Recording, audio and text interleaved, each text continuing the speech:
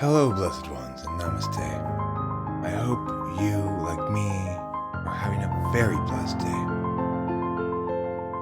Today we're going to explore some of what the Buddha shows us regarding our path forward. One of the wonderful things about Buddhism is it tells us that we are each manifesting Buddha nature continually. And it's really as simple as recognizing the attachments, the idea of enlightenment is the only thing between you and enlightenment.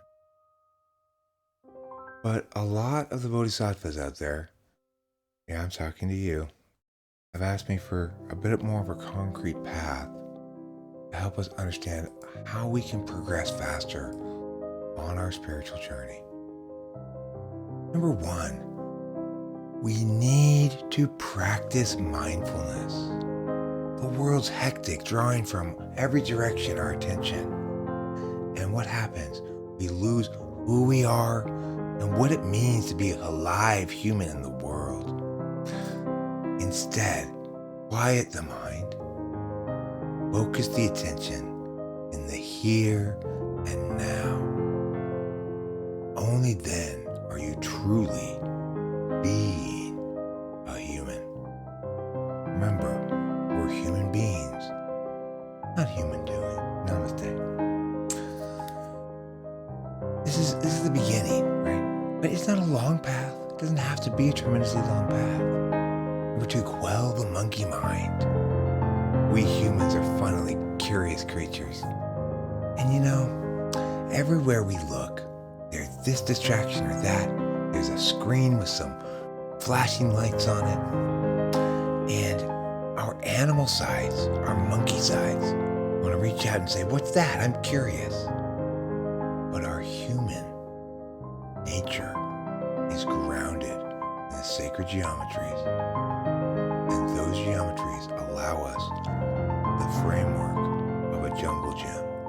And on that jungle gym is where we can place our monkey mind. And we can remove the bottom layer of the jungle gym. And this will prevent the monkey mind from getting back down. It's just a matter of letting it go.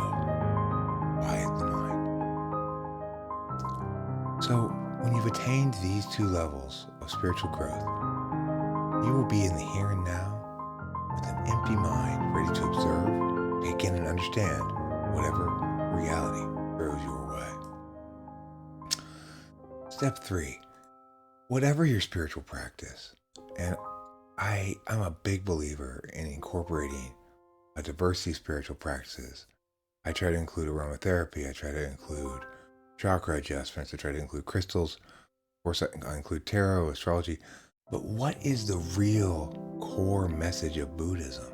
That all of that is contained within the Buddha nature.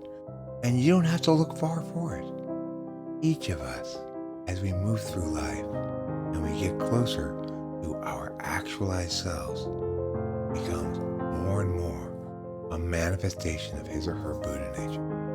The oneness that connects us all is a thread that's made mostly out of tungsten. And a lot of people don't even realize it's threaded directly through their Achilles heel. Step 4 on this path to enlightenment. Transcend semantics.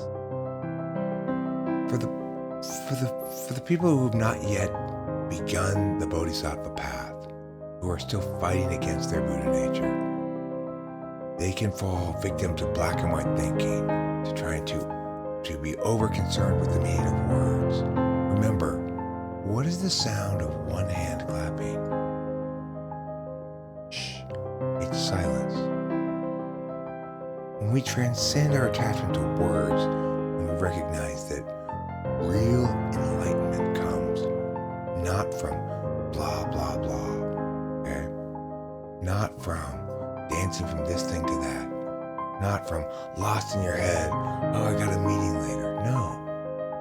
Real enlightenment occurs here, now, mindfully, silently, connectedly, and without any black and white thinking.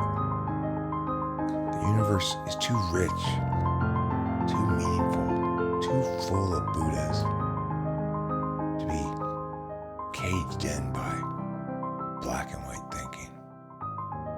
Step 5 then is simply to become an enlightened Buddha. And that last step can be the hardest for a lot of us. For me, what it took was a moment after hours of meditation. I felt as though the Buddha had forsaken me, that this lotus position was my proverbial cross, that these hand-holding things were my nails through my hands, that the fact that I had to sneeze but had to continue being quiet and sitting still for another 20 minutes, that was my nails through my feet. And by the time that meditation session was done, and I had been sitting for so long, I snapped. I got up, I kicked over the incense bowl, and I said, that's it, I am done.